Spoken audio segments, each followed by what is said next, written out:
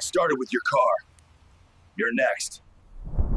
The sound of my wife's laughter cut through the thin motel wall like a blade through paper. Not the gentle laugh I'd fallen in love with 8 years ago, but something raw and breathless that made my stomach clench. I pressed my ear against the cheap wood paneling, my wedding ring catching the neon light from the vacancy sign outside. "God, you're incredible," came her voice, muffled but unmistakable.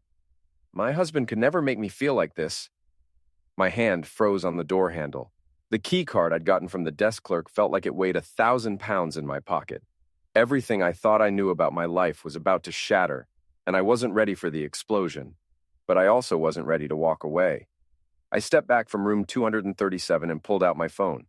The smart thing would be to burst in right now, catch them in the act, let rage take over like any normal husband would do. Instead, I opened my camera app and took a picture of the door number, the timestamp reading 3:47 p.m., on a Tuesday afternoon when Jessica had told me she was working late at the boutique. The methodical part of my brain, the part that had made me good at my job as a building inspector for the past 12 years, kicked into gear. You don't tear down a structure without understanding its weak points first. You don't demolish anything without a plan. I walked back to my truck and sat in the driver's seat, hands steady on the wheel despite the earthquake happening inside my chest. Through the windshield, I could see Jessica's silver Honda parked 3 spaces down from a black BMW with dealer plates. Real estate agent, I'd bet money on it. My phone buzzed with a text from Jessica. "Working late again tonight, babe. Don't wait up. Love you." I stared at the message for a long moment, then typed back, "Love you too. Be safe." The first lie I'd ever told my wife, but it wouldn't be the last. 6 months earlier. I should have seen it coming. The signs were all there, written in a language I'd been too trusting to read.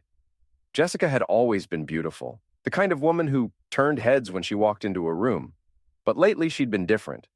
More attention to her appearance, new clothes that seemed too expensive for a boutique clerk's salary, and a sudden interest in working out that had nothing to do with health.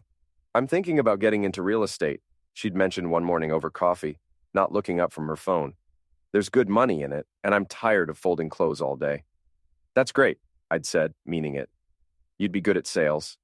She'd smiled then, the kind of smile that used to make my day, but somehow felt different. Practiced. "Thanks, baby. I knew you'd support me." The real estate thing explained the new contacts in her phone, the late-night networking events, and the sudden influx of business cards scattered around her purse.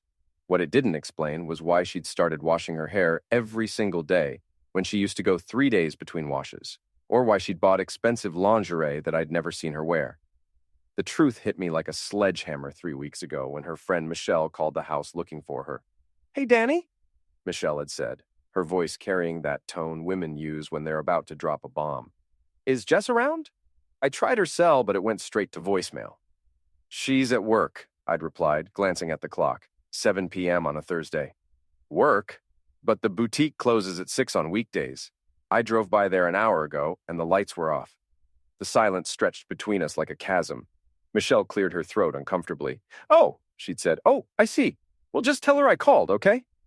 But she hadn't hung up. Instead, I heard her take a deep breath like she was making a decision. "Danny, we need to talk, not over the phone. Can you meet me tomorrow for coffee?" That's how I'd ended up at Starbucks the next morning, listening to Michelle's careful words about Jessica's new friends in real estate and the mysterious phone calls she'd been making during their girls' nights out. "I don't want to cause trouble," Michelle had said, stirring her latte nervously. "But she's my friend, and so are you. And friends don't let friends get played like fools." She'd slid a folded piece of paper across the table. On it was an address and a time. Sunset Motel, room 237, Tuesdays and Thursdays, 3:30 p.m. "I followed her last Tuesday," Michelle had admitted, not meeting my eyes. "I'm sorry, Danny." "I'm so sorry." Back to the present. Now, I sat in my truck outside that same motel, the paper with Michelle's handwriting crumpled in my glove compartment, watching the BMW's owner emerge from room 237. He was everything I wasn't: tall, broad-shouldered, wearing a suit that probably cost more than I made in a month. His hair was perfectly styled, his teeth were blindingly white, and he walked with the kind of confidence that came from never having to wonder if you were good enough. He checked his phone, smoothed down his tie, and climbed into the BMW like he owned the world. The license plate read, "Sold One," in custom letters. Cute. Jessica came out 5 minutes later, her hair disheveled despite her attempts to smooth it down. She looked around the parking lot nervously before hurrying to her Honda, checking her reflection in the side mirror and reapplying lipstick with shaking hands.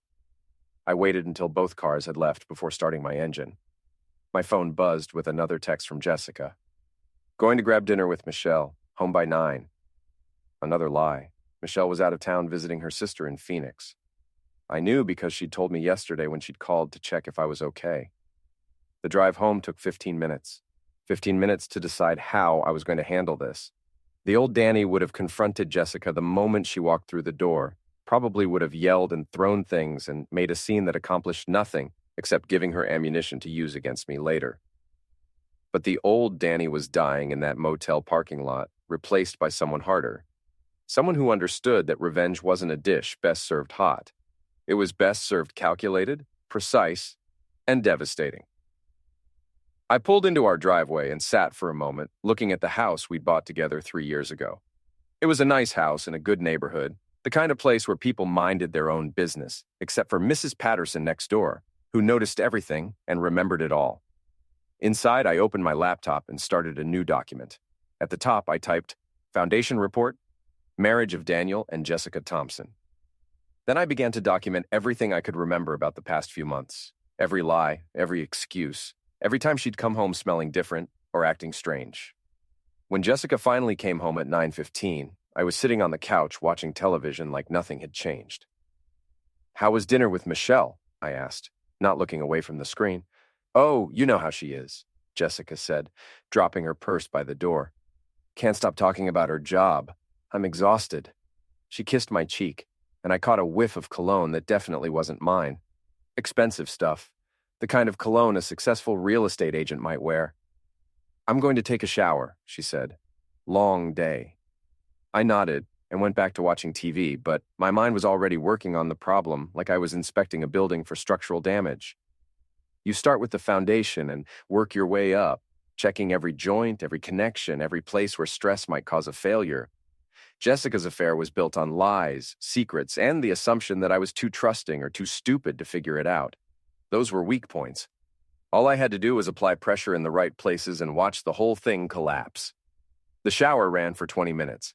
When Jessica came out, her phone was buzzing on the nightstand. Probably Michelle, she said, grabbing it quickly. She always thinks of things to tell me after we hang out. But I'd seen the name on the screen before she could hide it. Brad K. Brad. So that was the BMW driver's name.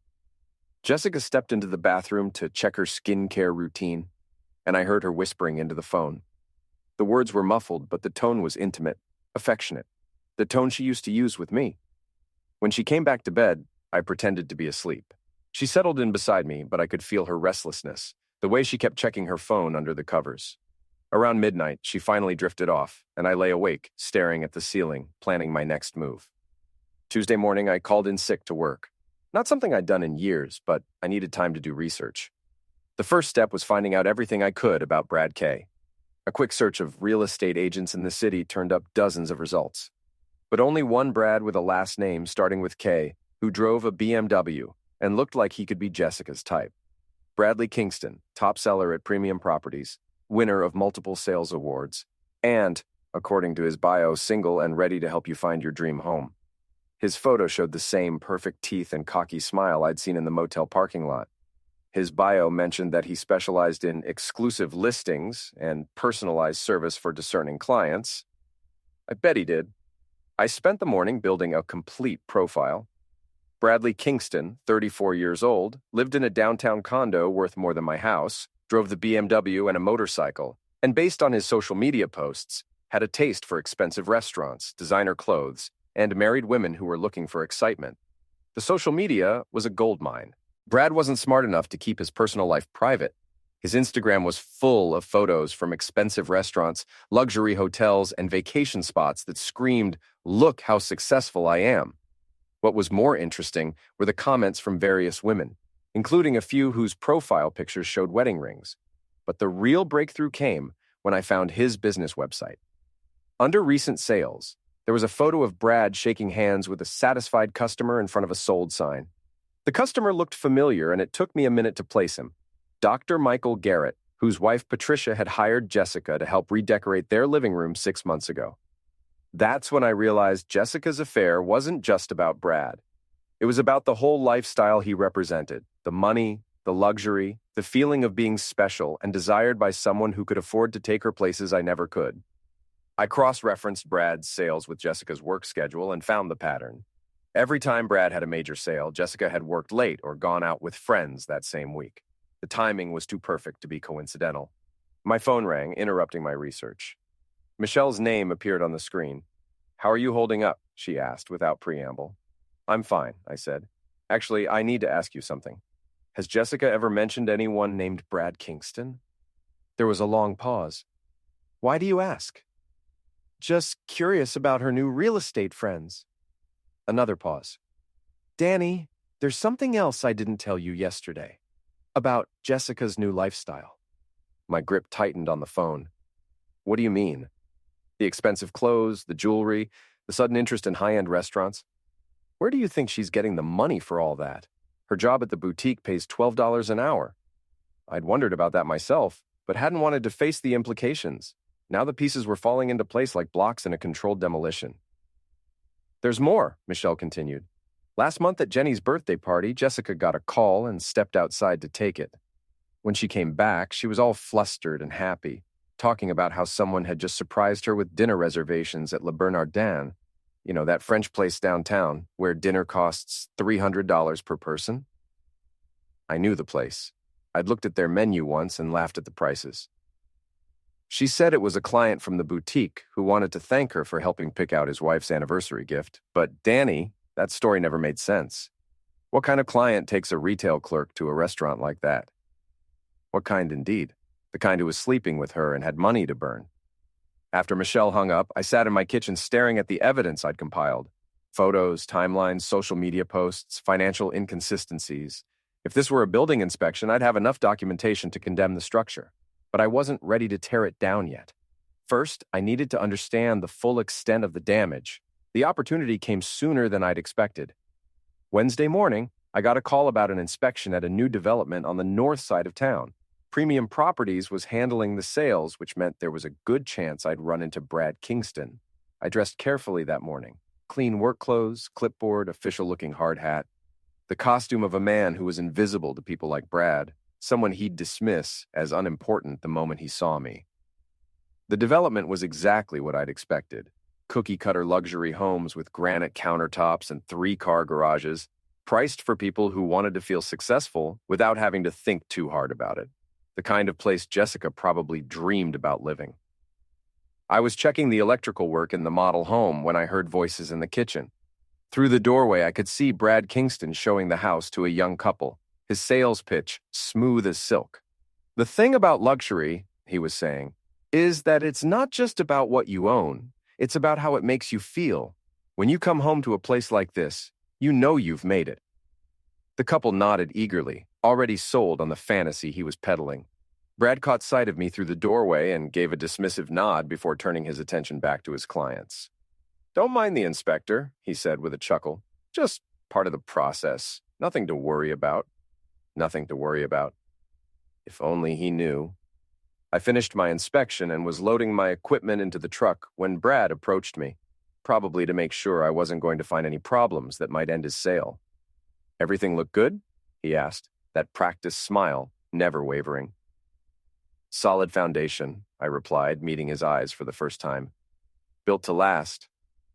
He nodded and started to turn away, but I wasn't done. "Nice car," I said, gesturing toward the BMW. "Sold, one clever plate." His chest puffed up with pride.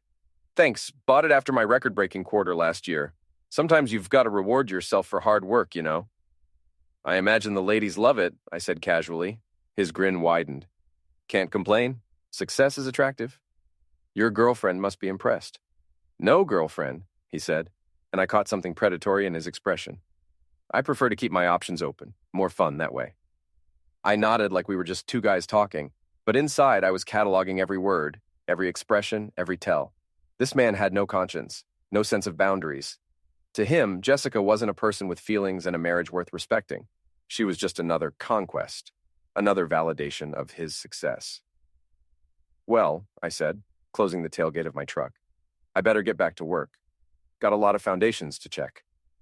Yeah, good luck with that, he said, already losing interest and checking his phone. As I drove away, I caught him in my rearview mirror, probably texting Jessica about their next meeting. The casual cruelty of it, discussing their affair within 50 feet of her husband, made something cold and hard settle in my chest. Brad Kingston thought he was untouchable because he'd never faced real consequences for his actions. He was about to learn that every foundation, no matter how solid it seems, has a breaking point. That evening, Jessica came home from work with a new purse. Designer leather, probably worth more than I made in a week. Where'd that come from? I asked, keeping my tone casual. Oh, this old thing. She laughed, but there was something forced about it. It was a return at the store. Manager let me have it for cost. Another lie, but I just nodded and went back to reading my newspaper. Let her think she was getting away with it. Every lie she told me was another piece of evidence, another weak point in her foundation. My phone had been quiet all day, but around 9 p.m. it started buzzing with activity. Text after text from an unknown number. Does your husband know? How long has this been going on? Someone saw you at the motel. He's going to find out. I watched Jessica's face as she read the messages, saw the color drain from her cheeks, watched her hands start to shake. She excused herself to the bathroom, and I heard her making a frantic phone call, her voice high and panicked. When she came back, she was trying to act normal, but I could see the fear in her eyes. Everything okay? I asked. Just someone playing a prank, she said, but her voice cracked on the last word. You know how people are these days. I nodded sympathetically and put my arm around her. Don't let it get to you. Probably just some kid with too much time on their hands. She leaned into me, and for a moment I almost felt sorry for her. Almost. Then I remembered the sound of her laughter through that motel room wall, the way she'd told Brad that her husband could never make her feel the way he did. The anonymous texts had been my idea, sent from a burner phone I'd bought with cash, just enough to rattle her, to make her wonder who knew and how much they'd seen. Fear would make her sloppy, and sloppy people made mistakes. Over the next few days, I watched Jessica spiral. She jumped every time her phone rang, checked over her shoulder when we were out in public, and started coming home earlier from her work events. The confidence that had made her so attractive to Brad was cracking, replaced by paranoia and doubt. Meanwhile, I kept building my case. I'd set up a small camera in my truck and started following Jessica on her supposed work nights. The footage I collected was better than any private investigator could have provided. Clear shots of her entering the motel, Brad arriving minutes later, both of them leaving separately with guilty expressions. But the real breakthrough came when I decided to dig deeper into Brad's business practices. A public record search revealed something interesting. He'd been involved in several property deals with married clients where the husband had later filed for divorce. It was a pattern. Brad would seduce the wife, convince her that her husband was holding her back from the lifestyle she deserved, and then help her hide assets during the divorce proceedings in exchange for a cut of the settlement. Jessica wasn't just having an affair, she was being groomed for something much bigger. The confirmation came in the form of financial records. Our joint checking account showed several large transfers to a savings account I'd never heard of, an account that Jessica had opened without telling me. When I traced the account, I found it was at a bank that Brad Kingston had recommended in several online reviews. Jessica was preparing to leave me, and she was stealing money to do it. That night, I made my first real move. Honey, I said over dinner, I got a call from the bank today. They flagged some unusual activity on our account and temporarily froze it as a fraud precaution. Jessica's fork stopped halfway to her mouth. Froze it? For how long? Could be a few weeks while they investigate. Something about large transfers that didn't match our normal spending pattern. She set down her fork, no longer interested in eating. That's ridiculous. Can't you call them and straighten it out? I tried, but they said it's automated.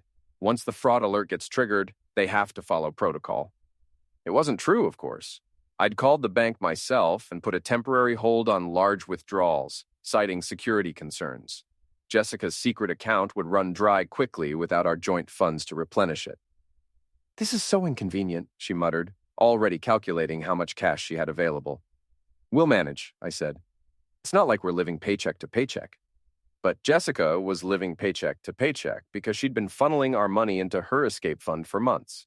Without access to our joint account, she'd have to rely on her boutique salary and whatever Brad was willing to contribute to their relationship. I gave it 3 days. On day 4, Jessica's phone rang during dinner. She glanced at the screen and her face went white. "I have to take this," she said, stepping outside onto the patio. Through the window, I could see her pacing back and forth, one hand pressed to her ear, the other gesturing frantically. The conversation went on for 20 minutes, and when she came back inside, she looked like she'd been crying. "Everything all right?" I asked. "Fine," she snapped, then caught herself. "Sorry, just stressed about work." But it wasn't work stress. It was the stress of realizing that her lifestyle upgrade was about to come to a screeching halt. Brad Kingston was used to women who could contribute to the financial side of their arrangement. A woman who suddenly couldn't afford expensive dinners and designer clothes wasn't nearly as attractive. That weekend, Jessica volunteered to work extra shifts at the boutique. Translation: she was desperate for cash and probably hoping Brad would take pity on her and foot the bill for their usual expensive dates. Instead of going to the boutique, she went to the motel. But this time, something was different. Instead of the usual 2-hour rendezvous, she was back in her car within 30 minutes, and she wasn't alone. Through my telephoto lens, I watched Brad Kingston follow her out of the motel room, his expression cold and dismissive. They stood beside her car, having what looked like an increasingly heated argument. Jessica was gesturing pleadingly, while Brad kept checking his watch and looking around the parking lot like he was embarrassed to be seen with her. Finally, he said something that made Jessica step back like she'd been slapped. Then he walked to his BMW and drove away, leaving her standing alone in the parking lot. Jessica sat in her car for almost an hour before driving home. When she came through the front door, her eyes were red and puffy, and she headed straight for the wine cabinet. "Rough day at work?" I asked. She poured herself a large glass of Merlot and drank half of it in one gulp. You could say that. The cracks were spreading. Jessica was discovering that her lover's affection had a price tag, and she could no longer afford to pay it. But I wasn't ready for the structure to collapse yet. I needed to make sure everyone saw exactly what she'd built her new life on. The breakthrough came from an unexpected source. Michelle called me on a Tuesday morning, her voice tight with excitement and disgust. "Danny, you need to hear this? I was at coffee yesterday with some girls from book club, and you'll never guess what came up." I waited, knowing from her tone that this was going to be big. Patricia Garrett was there, Dr. Garrett's wife, the one Jessica helped redecorate, I remembered. The connection to Brad's real estate sales. Well, Patricia was complaining about marriage problems, how her husband has been acting strange lately, working late, being secretive with his phone, and then she mentioned something that sent a chill down my spine. Michelle paused for dramatic effect. She said she found a receipt in his car for dinner at Le Bernardin, for 2 people, on a night when she was out of town visiting her mother. The same restaurant where Jessica had supposedly been taken by a grateful boutique customer. The timing clicked into place with the precision of a well-oiled machine. "There's more," Michelle continued. "Patricia hired a private investigator, and guess who her husband has been seen with? Let me guess. Your wife, multiple times at different hotels around the city. Danny, she's not just cheating with Brad Kingston, she's got a whole other thing going with Dr. Garrett?" I sat down heavily in my kitchen chair, the phone pressed to my ear, trying to process this information. Jessica wasn't just having an affair. She was running a full-scale operation, juggling multiple wealthy men like she was collecting trading cards. "How long has Michelle known?" I asked. "Patricia, she just found out. The PI only gave her the report yesterday. She's devastated, talking about divorce, the whole thing." This changed everything. Jessica's foundation wasn't just cracked. It was built on quicksand. She was playing a dangerous game with people who had resources and connections, and she was about to find out what happened when you crossed the wrong person. Dr. Michael Garrett wasn't some cocky real estate agent with more ego than brains. He was a successful surgeon with a reputation to protect and a wife who had her own money and social connections. If Patricia Garrett decided to make Jessica's life difficult, she had the power to do it. I thanked Michelle and hung up, my mind racing with possibilities. Jessica had gotten greedy, probably figured that 1 wealthy lover was good, but 2 was better. She'd underestimated how small the wealthy social circle really was, how quickly word would spread once the wives started comparing notes. The question was, did Brad Kingston know about Dr. Garrett? And if not, how would he react when he found out he was sharing his conquest? I decided to find out. That afternoon, I drove to Premium Properties. The office was exactly what I'd expected. All glass and chrome, with motivational posters about success and achievement covering the walls. Brad Kingston's desk was positioned prominently near the window, where everyone could see his sales awards and expensive suits. He looked up when I walked in, and I could see him trying to place my face. "Danny Thompson," I said, extending my hand. "We met at the Riverside Development inspection." "Right, the building inspector." He shook my hand with the kind of grip that was trying to prove something. "What can I do for you?" "Actually, I'm here about my wife, Jessica Thompson. She's been talking about getting into real estate, and your name came up as someone who might be able to give her some guidance." I watched his face carefully, looking for any tell, any sign of recognition or guilt. There was a flicker of something, surprise, panic, but he covered it quickly. "Jessica Thompson," he repeated slowly. "The name doesn't ring a bell, but I meet a lot of people. What kind of guidance is she looking for?" "Oh, you know Jessica," I said casually. "Blonde, works at the boutique downtown, drives a silver Honda. She mentioned meeting you through some mutual friends in the real estate crowd. Said you'd been very helpful showing her the ropes." Now I had his attention. His salesman's smile flickered, and I could see him calculating how much I might know and how much danger he might be in. "I'm not sure She particularly mentioned how generous you've been with your time," I continued, still smiling. "Taking her to nice restaurants? Helping her network with potential clients?" She was very appreciative. Brad's face had gone pale under his salon tan. "Look, I think there might be some kind of misunderstanding." "Oh, I don't think so." I leaned forward slightly, lowering my voice. "See, Jessica tells me everything, and I mean everything, including some very interesting stories about your teaching methods." He stared at me for a long moment, trying to figure out if I was a husband who'd discovered his wife's affair or something else entirely. I could see him running through possibilities, calculating risks. "What exactly do you want?" he asked finally. "Information," I said. "You see, Jessica's been taking lessons from more than one teacher. Dr. Michael Garrett, for instance. You know Dr. Garrett, right? Patricia Garrett's husband?" The recognition hit Brad like a physical blow. His mouth fell open and his hands clenched into fists on his desk. "That's impossible," he said. "Jessica wouldn't. She's not that kind of—" "She's exactly that kind," I interrupted. "And from what I hear, Mrs. Garrett is not taking the news well. In fact, she's hired some very expensive lawyers and some very thorough investigators. The kind who dig up everything about everyone involved in these kinds of situations." Brad was sweating now, his confidence completely evaporated. "What do you want from me?" "Nothing," I said, standing up. "I just thought you should know what you're dealing with. Jessica isn't the innocent boutique clerk you thought she was. She's a professional, and you're not her only client." I headed for the door, then turned back like I'd just remembered something. "Oh, and Brad, Mrs. Garrett has photos, lots of them. Might want to think about how that affects your business reputation." I left him sitting there, staring at his awards, and probably wondering how quickly his career could implode. The seed was planted. Now I just had to wait for it to grow. The fallout started within 24 hours. Jessica came home from work the next evening, looking like she'd been hit by a truck. Her usually perfect makeup was smudged, her hands were shaking, and she went straight for the wine without even acknowledging me. "Rough day?" I asked, settling into my recliner with the newspaper. "You could say that," she muttered, pouring herself a generous glass of Chardonnay. Her phone had been buzzing constantly since she'd walked through the door, but she kept ignoring it. Finally, when the buzzing became too insistent to ignore, she answered with a sharp, "What?" The voice on the other end was loud enough that I could hear it from across the room, though I couldn't make out the words. But Jessica's responses told the story clearly enough. "I don't know how she found out. No, I never told her anything about you. That's not my fault. You knew the risks." She ended the call and immediately poured herself another glass of wine. Before she could take a sip, the phone rang again. Different ringtone this time. "Hello," she answered, her voice smaller now, more frightened. This conversation was quieter, but I caught enough to understand what was happening. Someone was very angry.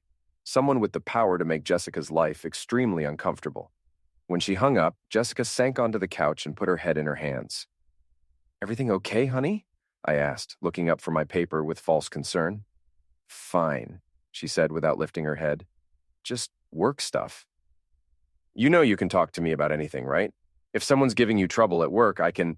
It's not work, she snapped, then caught herself. I mean, it is work, but it's complicated. Politics, you know? I nodded sympathetically. Office drama. That's the worst. She looked at me with an expression I'd never seen before, like she was seeing me clearly for the first time in months. There was something calculating in her eyes, as if she was weighing whether I might be useful to her somehow. Danny, she said slowly, what would you do if someone threatened you? Professionally, I mean. Threaten me how? Like, if someone said they were going to ruin your reputation, cost you your job, that kind of thing? I pretended to consider this carefully. Well, I'd probably try to figure out why they wanted to hurt me, and then I'd make sure they had more to lose than I did. She stared at me for a long moment, and I could see her reconsidering everything she thought she knew about her mild-mannered husband. Have you ever had to do that? She asked. Once or twice, I said, keeping my tone casual. People underestimate building inspectors. They think we're just paper pushers who don't matter.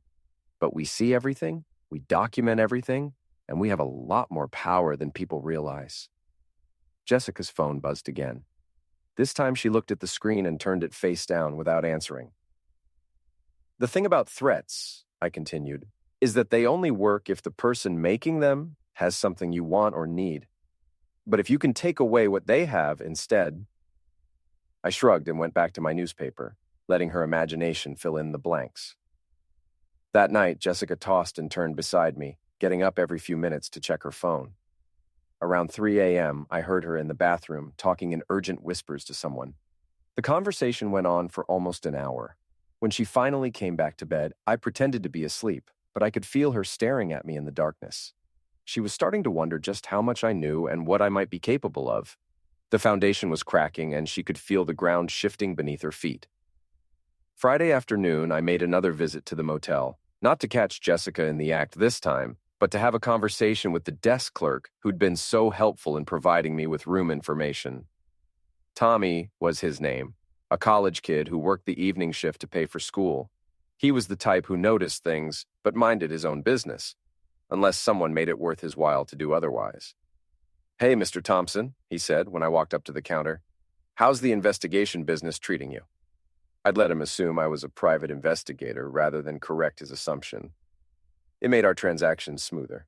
Can't complain, I said, sliding a $100 bill across the counter. I need another favor. His eyes lit up. This was more than he made in a day at his legitimate job. What kind of favor?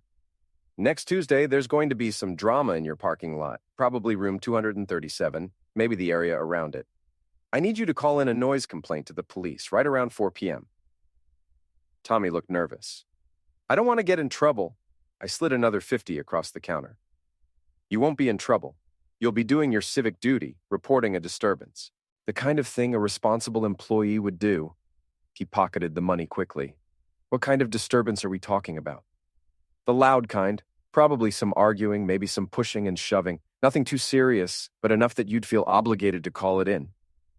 Tommy nodded. 4 p.m. on Tuesday, got it. And Tommy, make sure you mention that there might be some property damage. You know, the kind of thing that would require multiple officers to respond. I left the motel and drove to my next stop, a small electronics store downtown where I purchased a cheap voice recorder and several prepaid phones. The final pieces of my plan were falling into place.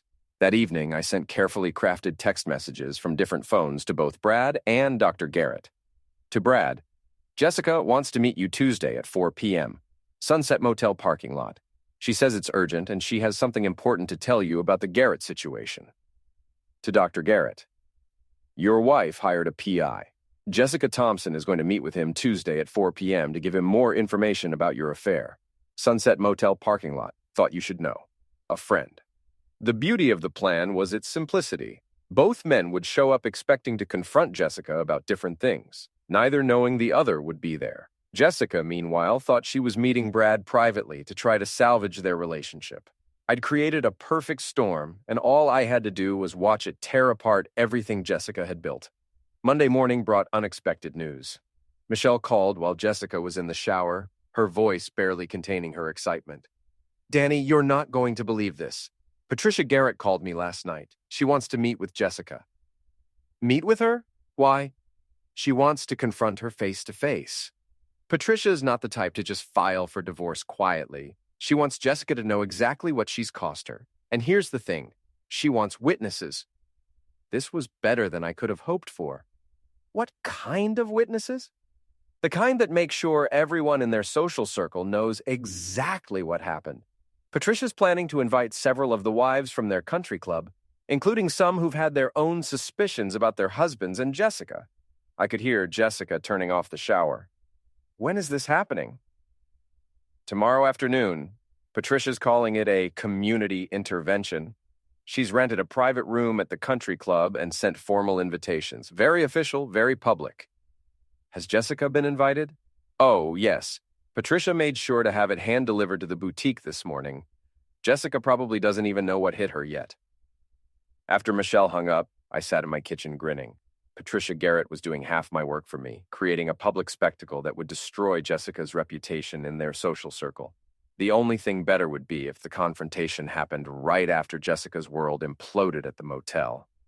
Jessica came out of the bathroom wrapped in a towel, her phone already buzzing with what I assumed were panicked messages from Brad and Dr. Garrett. She answered on the third ring. "Hello?" she said cautiously. I couldn't hear the other end of the conversation, but I watched Jessica's face go through a range of emotions: confusion, fear, anger, and finally something that looked like determination. "Fine," she said finally. "I'll be there, but this is ridiculous and you know it." She hung up and threw the phone onto the bed with more force than necessary. "Problem?" I asked. "Some people have too much time on their hands," she said, pulling clothes from the closet with sharp, angry movements. "Too much money and too much time, so they make up drama to keep themselves entertained." Sounds stressful. It is, and unfair. People jump to conclusions, spread rumors, assume the worst about everything. I nodded sympathetically while mentally cataloging every word. Jessica was preparing her defense, practicing her victim narrative. By the time she faced Patricia Garrett and her circle of wealthy wives, she'd have convinced herself that she was the wronged party. "When is this meeting?" I asked. "Tomorrow afternoon. Some ridiculous intervention nonsense, like I'm some kind of criminal." "Want me to come with you? For moral support?" She looked at me sharply, and I could see her trying to figure out if my offer was genuine or if I knew more than I was letting on. "No," she said finally. "This is something I need to handle myself." "Of course, you're good at handling difficult situations." Another sharp look, but she didn't respond. Instead, she finished getting dressed and left for work without her usual goodbye kiss. That afternoon, I drove by the boutique and saw Jessica through the window, pacing behind the counter with her phone pressed to her ear. Even from a distance, I could see the tension in her body language, the way she kept running her free hand through her hair. Her carefully constructed world was collapsing, and she was finally starting to understand that she'd made enemies of people who could destroy her. Tuesday morning, Jessica barely spoke to me over breakfast. She pushed her eggs around her plate without eating, checked her phone constantly, and jumped every time a car door slammed in the neighborhood. "Big day at work?" I asked. "Something like that," she muttered. I kissed her cheek before leaving for my own job, a routine inspection that would give me a perfect alibi for the afternoon's events. "Good luck with whatever you're dealing with." She looked at me with that same calculating expression I'd been seeing more often lately. "Thanks." At 2 p.m., I wrapped up my inspection and drove to a parking garage across from the Sunset Motel. From the third floor, I had a perfect view of the motel parking lot and room 237. I'd brought a telephoto lens and a digital recorder, everything I needed to document the final act of Jessica's destruction. Jessica arrived first, at 3:45, parking her Honda in the same spot she'd used for months. She sat in her car for several minutes, checking her makeup in the mirror and practicing what looked like speeches or explanations. At 3:58, Brad Kingston's BMW pulled into the parking lot. He parked several spaces away from Jessica and sat in his car, clearly reluctant to approach her. I could see him checking his watch and looking around nervously.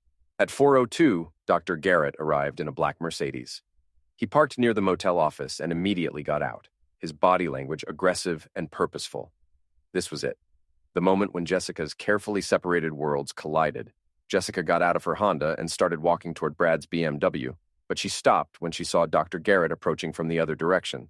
The confusion on her face was visible even from my distance. Brad noticed Dr. Garrett at the same time and climbed out of his BMW. his usual confidence replaced by obvious nervousness. The three of them stood in a triangle in the parking lot, each trying to figure out why the others were there. Jessica said something to Brad, who gestured toward Dr. Garrett. Dr. Garrett said something sharp to Jessica, who stepped back with her hands raised defensively. Then Brad and Dr. Garrett noticed each other, really noticed each other, and the pieces clicked into place. The argument that followed was everything I'd hoped for and more.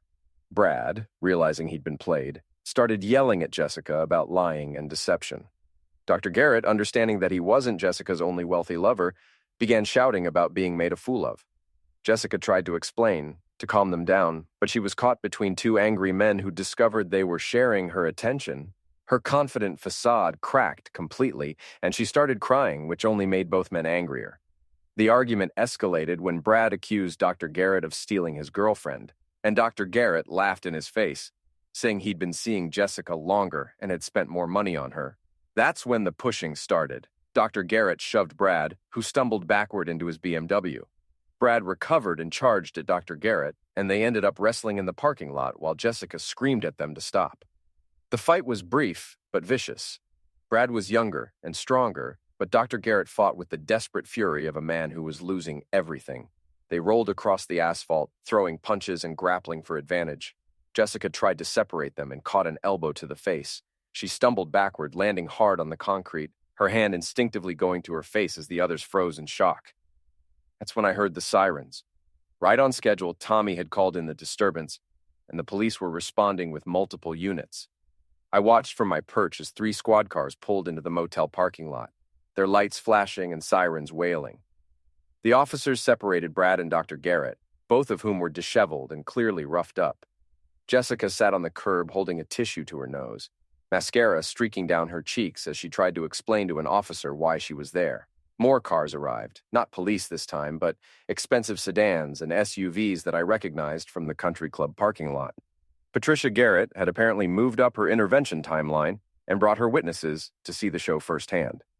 I watched through my telephoto lens as a group of impeccably dressed women emerged from their vehicles and approached the scene. Patricia Garrett was easy to spot, tall, elegant, and radiating the kind of cold fury that only comes from having unlimited resources and a burning desire for revenge.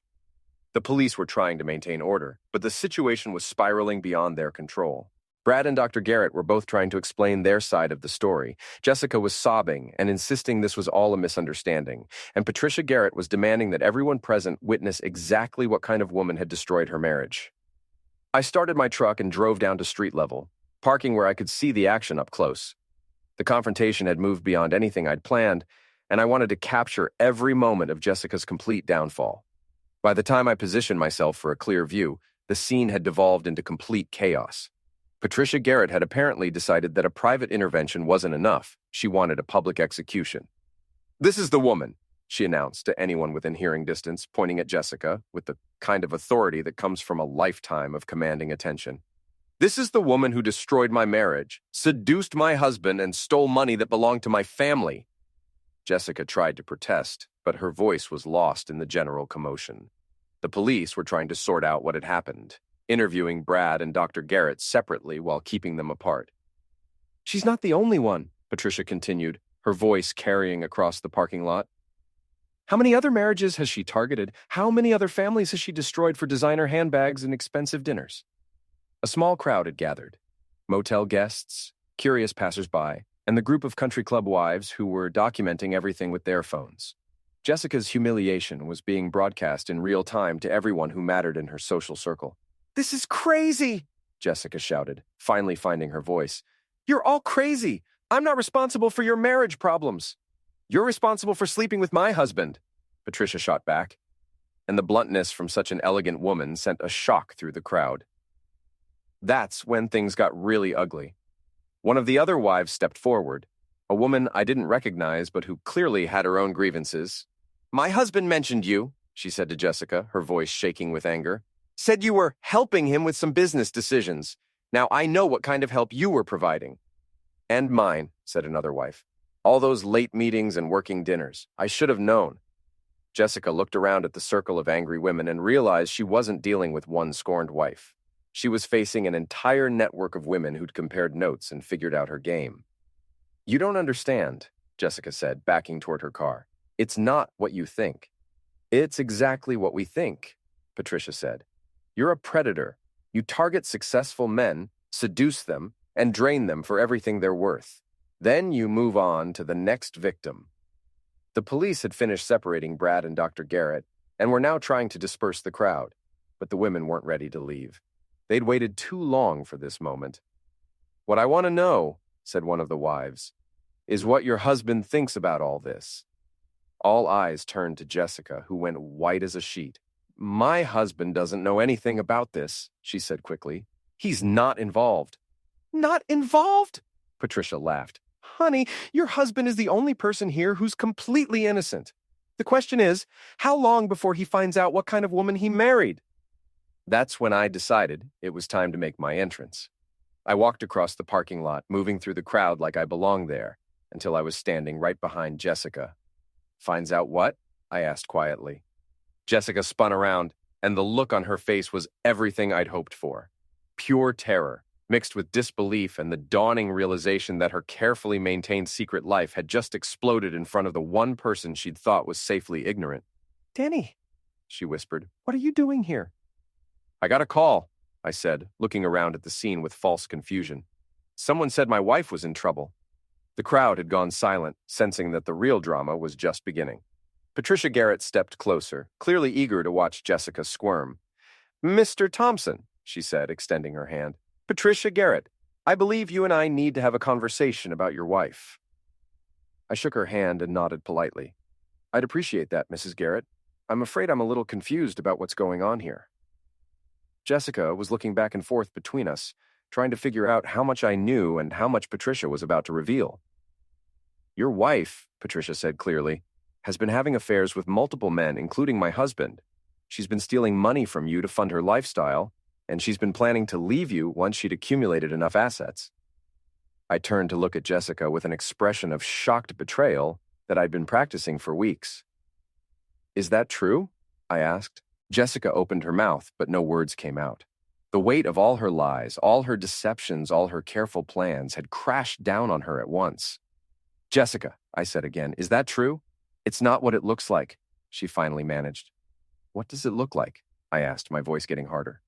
Because from where I'm standing, it looks like my wife was just caught with 2 other men at a motel while a group of their wives tells me she's been running a scam on all of us.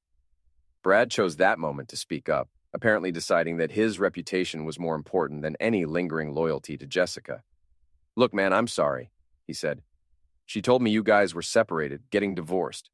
Said you were okay with her seeing other people. Dr. Garrett nodded vigorously. Same here. She said the marriage was over, just waiting for paperwork. I looked at Jessica with the kind of cold fury that I didn't have to fake. Separated? I said. When exactly did we separate, Jessica? Was it before or after you cleaned out our savings account? Danny, please, she said, reaching for my arm. Let me explain. I pulled away from her touch like she was radioactive. Explain what? How you've been lying to me for months? How you've been stealing from me to pay for hotel rooms and expensive dinners with other men? How you've been planning to leave me after you'd taken everything I worked for? The crowd was eating this up, phones recording every word, capturing Jessica's complete destruction for posterity. This wasn't just a private humiliation.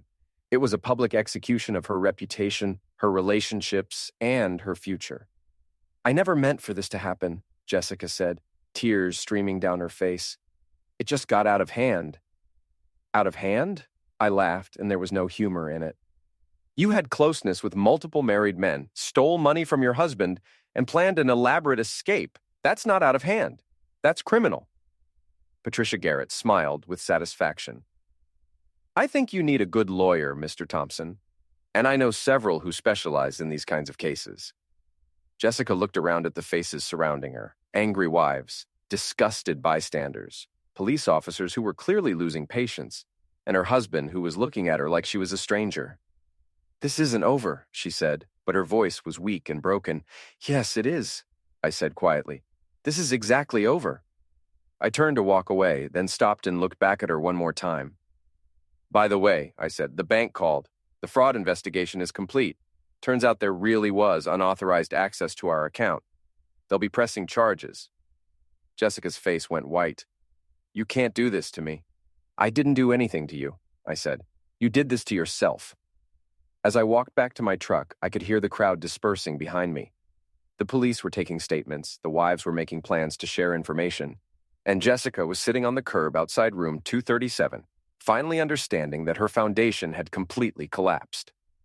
I drove home and sat in my driveway for a long moment, looking at the house that would soon be mine alone. The methodical part of my brain was already calculating next steps: divorce papers, asset protection, changing the locks. But mostly I felt empty. Not satisfied or victorious, just empty. I'd spent months planning Jessica's destruction, and now that it was complete, there was nothing left but the quiet satisfaction of a job well done. My phone buzzed with a text from Michelle. "Holy crap, Danny. It's all over social media. Are you okay?" I typed back, "I'm fine. Justice served." Another text, this one from an unknown number. "Mr. Thompson, this is Patricia Garrett. I wanted to thank you for your help today. If you need anything during your divorce proceedings, please let me know." I smiled at that. Patricia Garrett understood that revenge was a dish best served with witnesses and documentation. She'd learned that lesson the hard way, but she'd learned it well. As I sat there, another car pulled into the driveway across the street. Mrs. Patterson, my elderly neighbor, got out and waved at me. She'd probably seen the whole drama unfold on social media by now. News traveled fast in our neighborhood. "Everything all right, Danny?" she called. "Everything's fine, Mrs. Patterson," I called back. "Just some construction work that needed to be done." She nodded knowingly. Mrs. Patterson had been married for 50 years and had seen enough to recognize a cheating spouse from a mile away. She'd probably been waiting for this day as eagerly as I had been. "Well," she said, "sometimes you have to tear down the old structure before you can build something better." "Exactly," I agreed.